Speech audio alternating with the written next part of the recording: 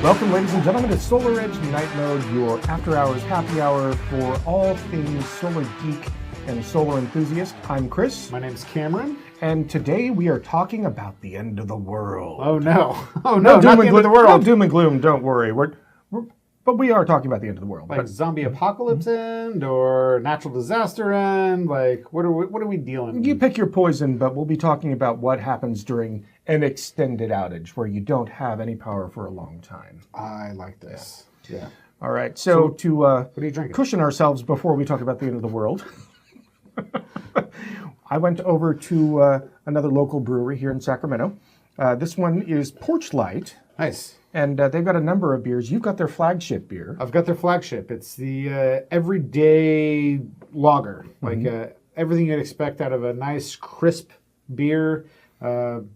Great after mowing the yard or doing work on your house or car or whatever. It's that beer, a really light beer on a hot day that you want to drink. Just sitting there in a lawn chair with your feet inside the kiddie pool, just relaxing. Just relaxing. Eating a burger or a hot dog and just enjoying your sunny summer afternoon. And I love the original name of that. It's called Porch Light. Porch Light from Porch Light Brewing. Light. Yes, L-I-T-E. So fantastic. And today, I'm drinking something that's a little bit exotic, a little bit crazy, at least in its name.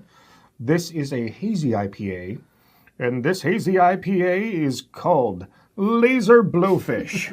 And it's got some great art on the label. I'll take a picture of that and maybe drop it into the podcast. That is pretty awesome. Yeah, but it's super refreshing, nice and crisp. It's got a lot of citrus notes. Great. And since it's warming up now, I figured this is a good thing to be enjoying. So, is there lasers coming out of that blowfish's eyes? There actually are. Is it like sharks with lasers on flying their head? through the sky, shooting lasers out? I kid you not. That is pretty awesome. I'm not going to lie. I'm so jealous. We should always say drink responsibly. Yes, absolutely. Always. If you are, yep. And our wives are, they're picking us up later, but what are they doing now? Yeah, they're at the Eyeglass Convention tonight. Eyeglass Convention. And I'm a little fuzzy on the details, but I know they're going to come get us. Got you. Stop it. You're making a spectacle of yourself? Oh, no. Oh, no. You're terrible. So today we are talking about the end of the world. We're talking about what happens when we lose power for a really, really long time. And this is brought up because one of my friends in support here came up and asked me a really weird question. Yeah? And sadly, it's not the first time that I've heard the question, but the question was, are our inverters EMP proof? No. So EMP being an electromagnetic pulse. Right. Which basically just knocks out any electronic, all capacitors go kaput. All capacitors fail. Yeah. In an EMP wave, if you will.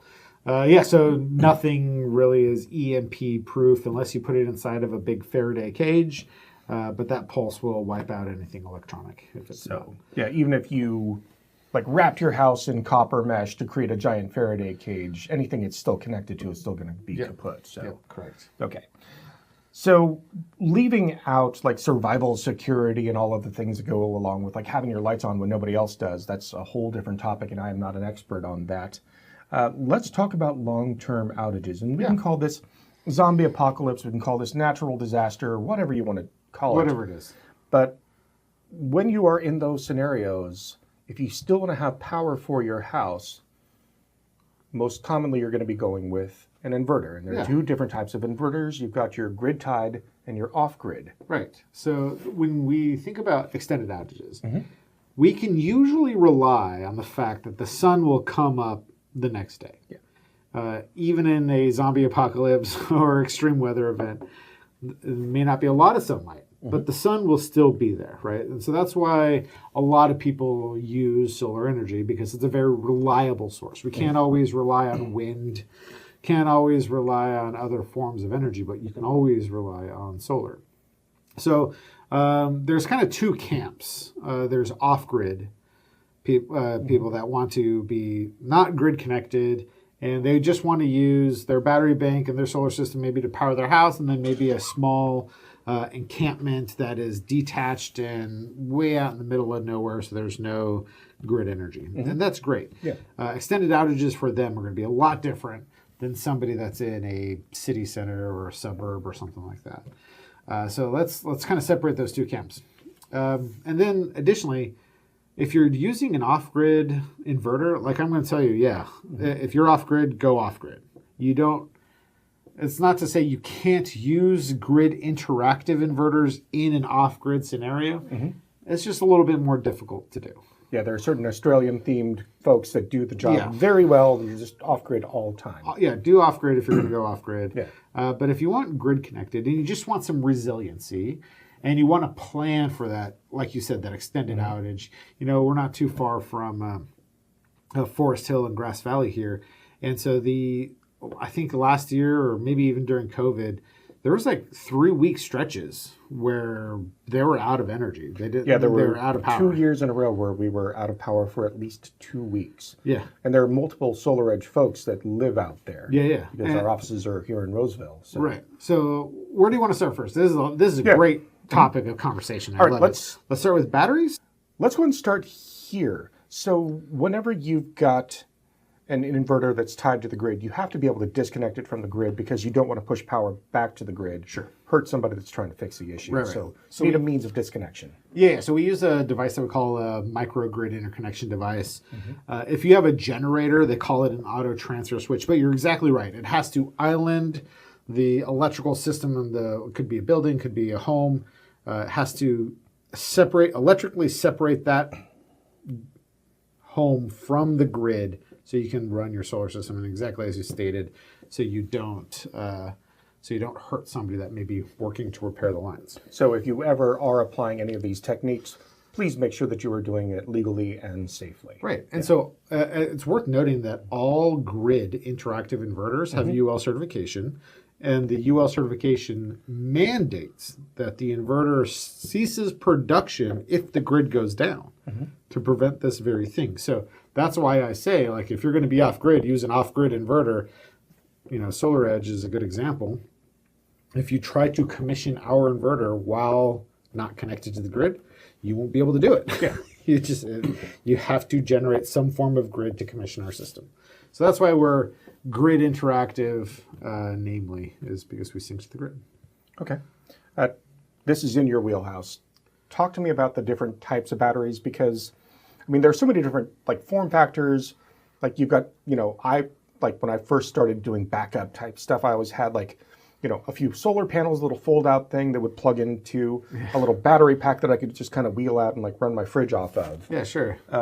But it's a whole different world when you start talking about larger systems. Yeah, so the old days of battery systems like lead acid or glass mat, those days are I'm not going to say long and gone, but I don't see them for grid interactive systems. Lead acid batteries don't really like to be cycled deeply every day, where lithium ion does. So for the same footprint, you can extract more energy out of a lithium ion battery in general than you can a lead acid battery. And then if you're talking about being ready for an event, lead acid batteries, if you're going to store them for a while, you can disconnect them and store them for a very long time. You want to charge those up to 100%, right? And you need to recharge them every 6 months or so to prevent sulfation on your anode or cathode. So you have on your plate. So you want to prevent that sulfation. So you have to keep them charged. And if you're if your safe house, if you will, for your apocalyptic event doesn't have that capability, then you should consider a different chemistry. And lithium ion is great because it has great energy density, and then the maintenance is very minimal. You don't have to maintain lithium ion like you do lead acid.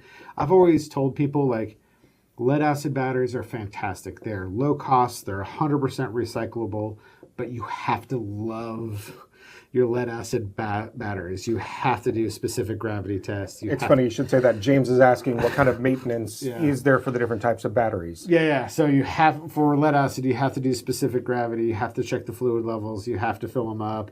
You have to have ventilation for off-gassing. There's a whole thing about lead acid batteries. But if you love your batteries, they're great. I'm going to say for most people, lithium ion is no maintenance. It's great energy density. You don't want to store your lithium ion batteries at 100%. 50% is great, and then your recharge is like every 12 months for that, back up to 50%. If you keep it at 100%, I think it hurts the capacity of the battery if you store it for long term at 100%. So that's why we say 50.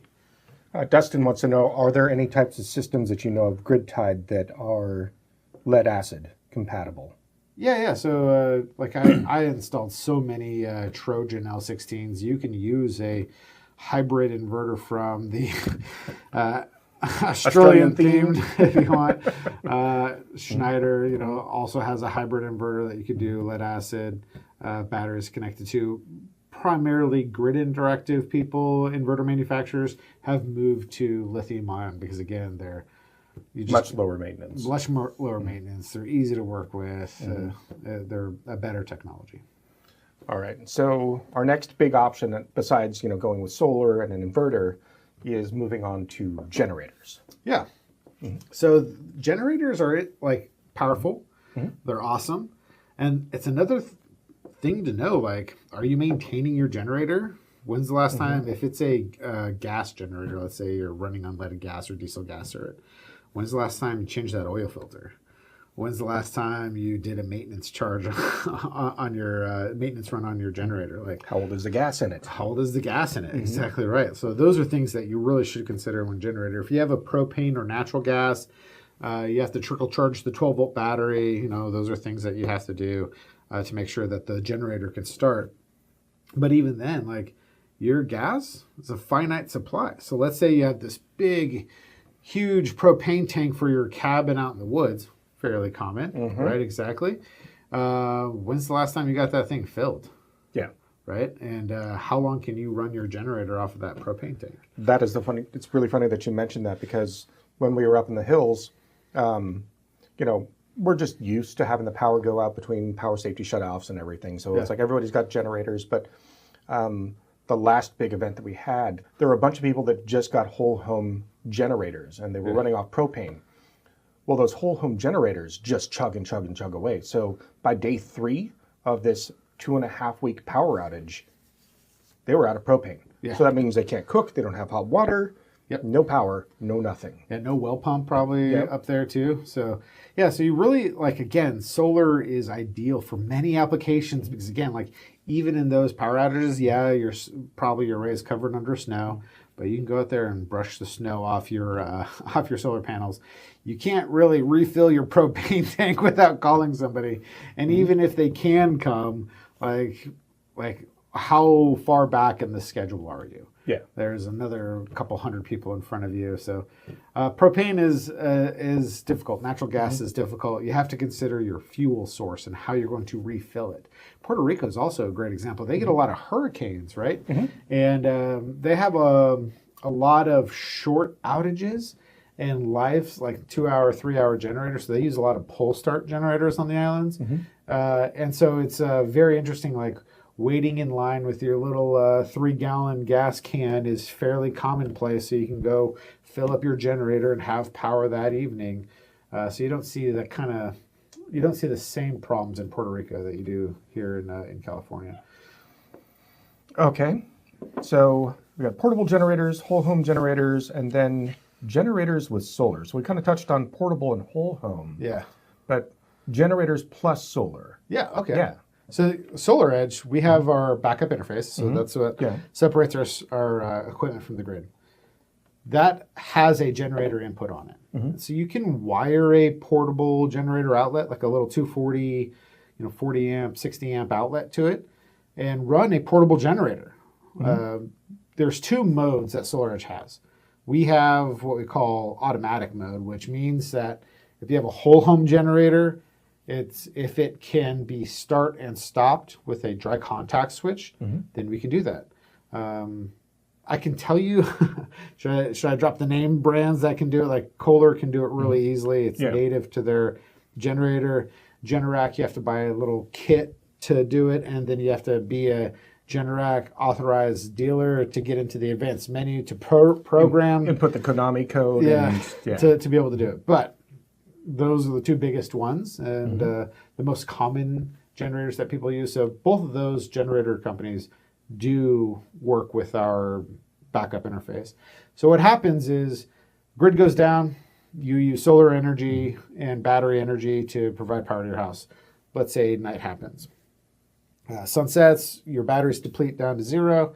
The generator, the backup interface will tell the generator when to start. So it starts up and starts powering your home. The sun comes up the next morning and the batteries will charge, and we will turn off the generator and resume solar plus battery production once the batteries reach 80%. And the reason we chose 80% is we wanted really good, reliable, stable PV plus storage versus this on again and off again on the generator, start, stop, which is really hard on generators. Oh, absolutely. Yeah. So we set this at 80%.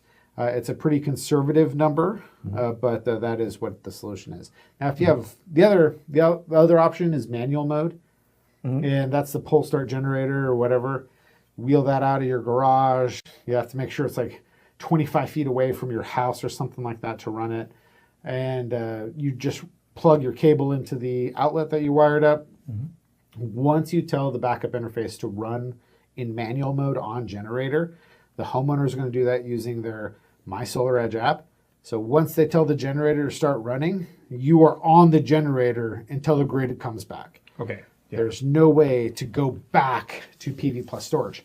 Now, the good news is when the sun comes up the next day, the batteries will start charging. And the batteries will be charged, the solar's on. But until the grid is restored, you're kind of stuck on generator mode. Okay. So that is kind of one caveat I'm going to say about running in manual mode. Use it as a last ditch effort. You need energy. You just have to have it, and then run in manual mode. So Elle has a clarification. So the batteries will charge off of solar, but you're not charging the batteries off of the generator. That is correct. Okay. Yeah, that's a great comment. A lot of people want to charge batteries from the generator directly, AC charge the batteries. SolarEdge is a belt and suspenders type of company. We're like, it's either or, and when you have both, then it's like, we'll run solar plus storage, or we will run the generator. We won't do both simultaneously. Okay. So is that belt or suspenders? Let's see here. Mike wants to know, what about vehicle to home? Oh, connecting your vehicle to the backup system. So a lot of people look at their EVs like, I have 100 kilowatt hour battery bank sitting in my garage on 4 tires, and I want to use that to power my home. You can do that. There's a few companies, not a lot. There's a few companies that have a 240 volt outlet on the back of their vehicles. You can plug that 240 volt outlet into the backup interface, just like the pull start generator. The only difference with that is sometimes you'll have to drop the neutral. And the backup interface creates a neutral with its auto transformer. So that's what it's there for. And if the neutral is connected with that car, then they conflict with each other, and they give the car will give you a ground fault warning. And so if you drop the neutral, it's still code compliant. The backup interface allows it, and you can power your home from your vehicle. So in theory, if I had a shore connector, I could just take that 240 off of my vehicle and go straight into that shore connector and then connect that up to the backup interface. Yeah, it's important to note, it's like the auxiliary outlet, it's not your charge port. It's not coming out of the charge port. And that's the important distinction. We don't have functionality for drawing energy out of the charge port yet. That's coming down in future products from SolarEdge. But today you could do it with the back of your vehicle, the auxiliary 240 volt outlet. All right, so I've got backup interface, inverter, and then I've got batteries. Yeah, sure. What does an extended outage look like for me? Yeah, I really should write this down. I get this question all the time. Maybe Cameron Stewart can write an app note. Or Chris could snip this out and put it on YouTube. So what happens with a SolarEdge system when you go into backup? Yeah. It's a great question. Let's assume there's 2 scenarios. 1, your battery is depleted when you go into backup, or 2, you've got some battery energy and you can carry that through the night to the next day. So the first scenario, my battery's depleted, it's nighttime, grid goes down. So there's no energy, your battery's depleted. There's no energy to provide to your home loads. There's just nothing to be had. So we have to wait until the sun comes up. We call this dark start, right? So we have to wait for the sun to come up.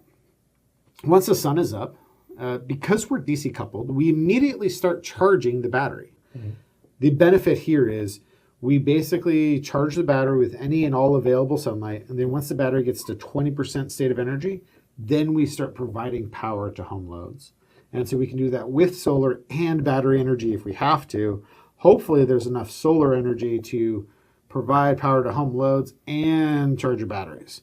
So if you have low irradiance, let's say there's clouds in the sky, snow on your panels, this may take a little bit longer than normal, right? Than a beautiful sunny day.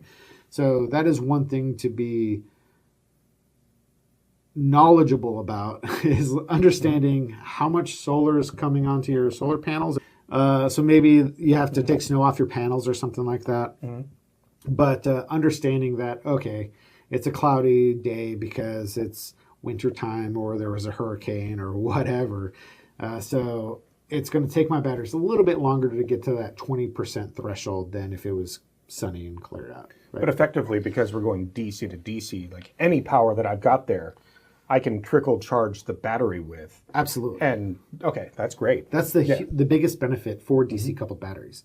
When you're AC coupled, there's a kind of a weird thing that happens. I'm not going to name drop any manufacturers, but there's a couple of them that do this weird schedule where they'll say, okay, if the power goes out and I'm depleted, they'll reserve a little bit extra in the battery to be able to start the solar inverter the next day. And so we'll call it 10 a.m. They'll start at 10 a.m. They have to turn on and then provide energy to the inverter and to the home for 5 minutes while that inverter wakes up. All right, 5-minute wake up period for that inverter. Okay, so you wake up the inverter and it starts producing, you're good. But if it doesn't wake up, if there's not enough energy to wake up that inverter, then it goes back to sleep. And then it tries again later in the day, like maybe noon. And so from sun up to noon, you're not charging your battery at all. So if I'm in one of those situations, I should avoid the temptation to just turn everything on immediately. Just like leave on one light bulb and just wait for like 5 minutes and hope that it stays on for that 5 minutes. And if it does, okay, now I can start turning on things. Okay. Exactly. And then so it tries again at noon. If it doesn't, then it tries again at like later, 2 o'clock or whatever it is. And so those things are very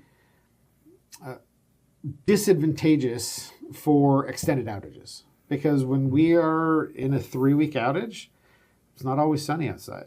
And we need energy. We want to run our well pump. And so you got that 5-minute interval. You're probably trying to run your well pump to fill up some sinks so you can get some water, right? Which you need to sustain life. So DC coupled for extended outages should be your go-to source, no matter what it is. If you look at your average outage is more than 3 days, you should be getting a DC coupled architecture.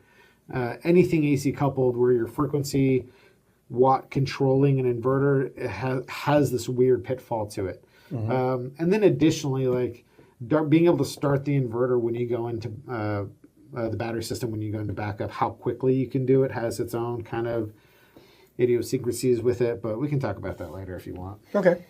Yeah, I will say from experience, during that 2.5-week outage, myself and several other folks that work for SolarEdge, several of us cleaned off our panels and just threw a ladder and went up there, and we had power for multiple days. And so, that 10-gallon supply of gas that I was always cycling through and always having there, I didn't have to go through all of that to run my generator, which was great. And I don't, like when the roads are covered in snow and ice, I don't want to drive to go get gas. Power lines are down.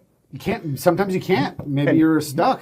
Yeah, that's the thing that I found. It's like even though I had, my big old truck and I could like kind of chug through anything, I was like dodging minivans doing spirals down the hill. So it's like I just didn't want to drive at all. Excuse me, they're all-wheel drive? Let's talk a little bit, just while I'm thinking about it, let's talk about transition times. Okay, that's a good point. So I get a lot of calls about, Cameron, I don't like how my power is interrupted for 2 seconds while my system transitions to backup. And then if it's nighttime, it might take 15 seconds or 2 minutes or something like that. I think our spec sheet says less than 10 seconds during the day. So why is that happening? We're DC coupled. Our battery has a DC boost stage in the battery. So it keeps the battery at 400 volts, which is what our inverter works at, DC volts, right?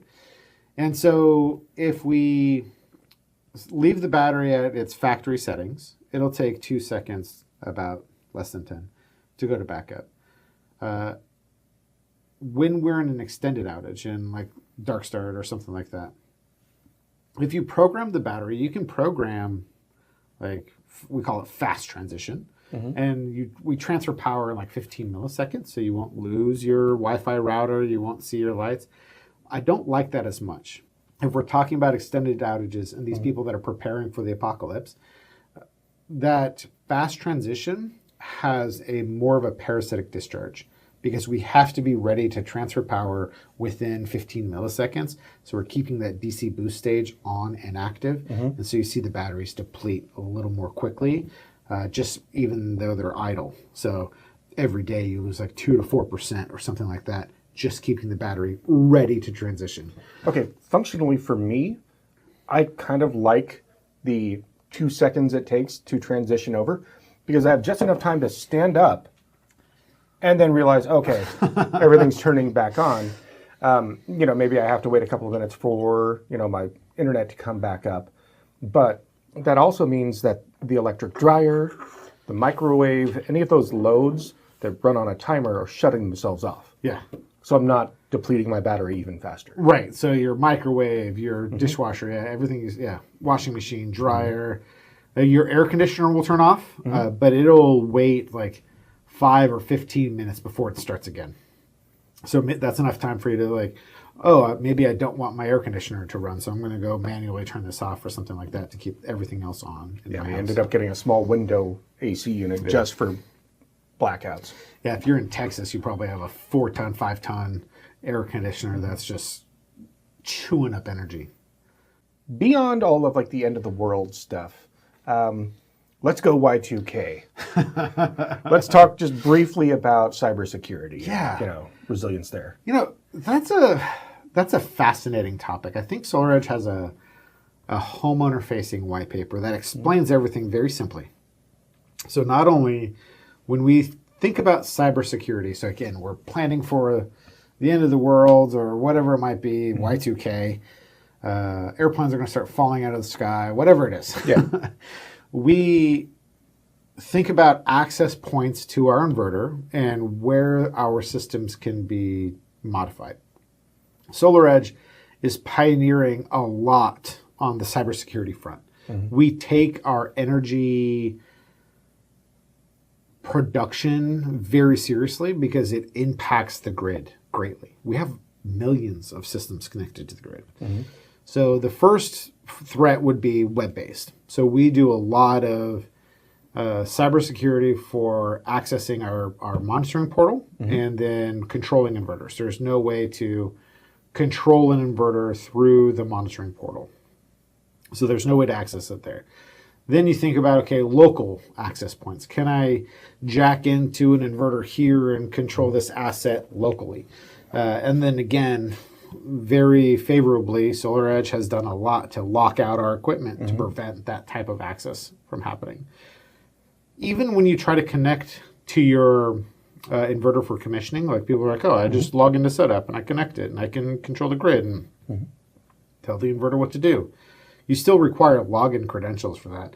And we have a thorough vetting process for creating those credentials to be able to do those things to the inverter. Like not anyone can just go create a installer account and then start programming inverters. So you have to go through a little bit of a process. It takes 2 days to to get your approval for a SolarEdge account. Which can be frustrating, but ultimately it means more resiliency. More resiliency, exactly. So SolarEdge does a lot on cybersecurity. Maybe we can link in the comments the white paper. So feel free to check it out. And then if you link in the doobly-doo.